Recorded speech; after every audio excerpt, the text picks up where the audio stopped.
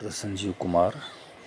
आज का जो टॉपिक है हमारा वो है महाराष्ट्र में भक्ति आंदोलन। भक्ति आंदोलन के पूर्व में 3 चैप्टर हो चुके हैं, लेकिन महाराष्ट्र के अंदर भक्ति आंदोलन का विशेष जोर रहा और जो महाराष्ट्र में भक्ति आंदोलन चला उसे महाराष्ट्र धर्म के नाम से भी जाना जाता है। महाराष्ट्र के अंदर अनेक संत हुए।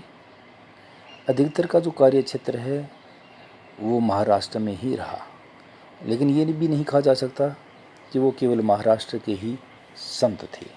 कर्म स्थली उनकी वहीं पर रही, ये हमें मानना पड़ेगा।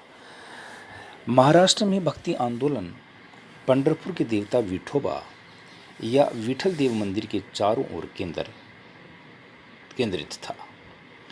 विठोबा को भगवान कृष्ण का अवतार माना जाता है। महाराष्ट्र में 2 संप्रदायों में ये धर्म विभाजित था, ये भक्ति आंदोलन विभाजित था। पहला था वारकरी। वारकरी उन्हें कहते हैं जो विठोबा के सौम्य भक्त थे।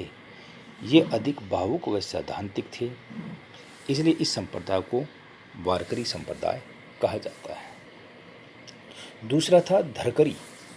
ये रामदास पंथ के अनुयायी थे, अधिक तार्किक और व्यवहारिक थे और इनके जो महत्वपूर्ण संत थे वो रामदास थे।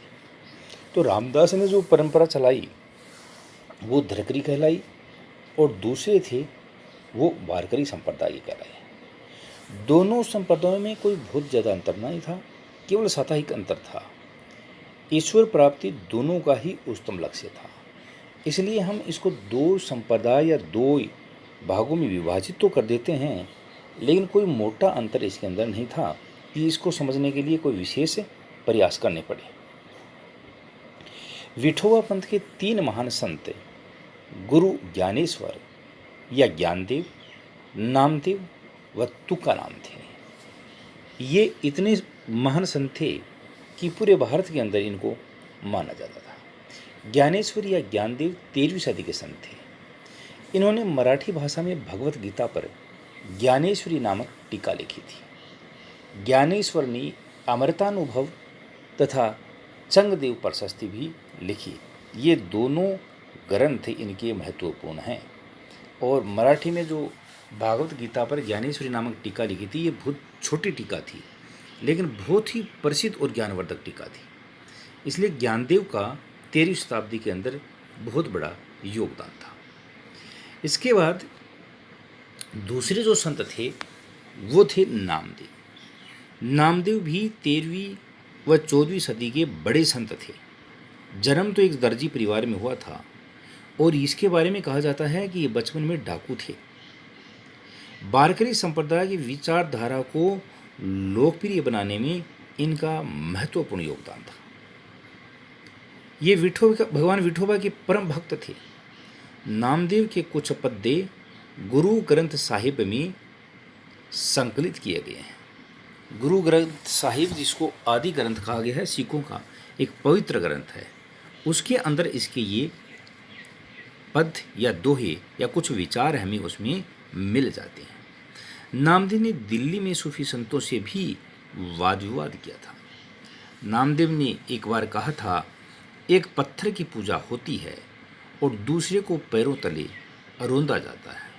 यदि एक भगवान है तो दूसरा भी भगवान है, और यदि आप भगवान के अंदर मानते हो कि उसमें ही शक्ति है तो हर पत्थर में शक्ति है, इसका मतलब।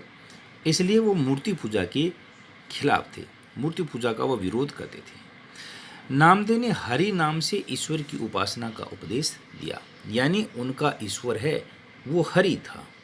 हरि के नाम से उसने अपनी भक्ति की और अपने जो संत शिष्य थे उनको भी हरि नाम का ही वर्ण करने का उसने आदेश दिया था। महाराष्ट्र के तीसरे जो संत थे वो थे एकनाथ। एकनाथ 16वीं सदी के महान संत थे। इनका भी पंढरपुर और महाराष्ट्र में ही कार्यस्थल था। जन्म पैठण यानी औरंगाबाद में हुआ था। ये अत्यधिक दयालु प्रवृत्ति के थे। इन्होंने ज्ञानेश्वरी का विश्वसनीय संस्करण प्रकाशित करवाया था। ज्ञानेश्वरी वही पुस्तक जिसको ज्ञानदेव ने लिखा था। एकनाथ ने भगवत गीता के 4 श्लोकों पर टीका लिखी, केवल 4 श्लोकों पर, जो बहुत प्रसिद्ध हुई। एकनाथ की कविताएं भी अभंगों के नाम से जानी जाती है। अभंग जो इनके जो दोहे थे, इनको गाने का तरीका आदि के कारण इनको अभंग कहते हैं। इन्होंने जो कुछ लिखा, जो कविताएं लिखी, वो अभंग कहलाती है। अगले संत हैं तुकाराम। ये भी 16वीं व 17वीं सदी के बड़े संत थे। तुकाराम जी शिव जी के समकालीन थे। उनका जन्म पूना के निकट देहू नामक गांव में हुआ था। जन्म से कहते हैं कि ये शूद्र बताए जाते हैं। वे रोज विठोबा को अपने हाथों से पूजा करते थे, तो उनकी शिक्षाएं अभंगों के रूप में संकलित थी, जैसा हम एकनाथ जी की कविताओं को मानते हैं कि अभंग के रूप में। तुकाराम ने वरकरी पंथ की स्थापना की थी और सबसे ज़्यादा इसको आगे बढ़ाने का काम भी इसने किया था। अब है धरकरी संप्रदाय। धरकरी संप्रदाय के जो महत्वपूर्ण संत थे वो रामदास जी थे। 17वीं सदी में थे और ये भी शिवाजी के आध्यात्मिक गुरु थे।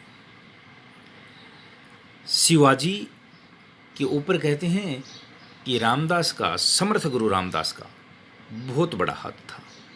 समर्थ गुरु रामदास के नाम से विख्यात हुए ये संत वह परमार्थ संप्रदाय इन्होंने चलाया।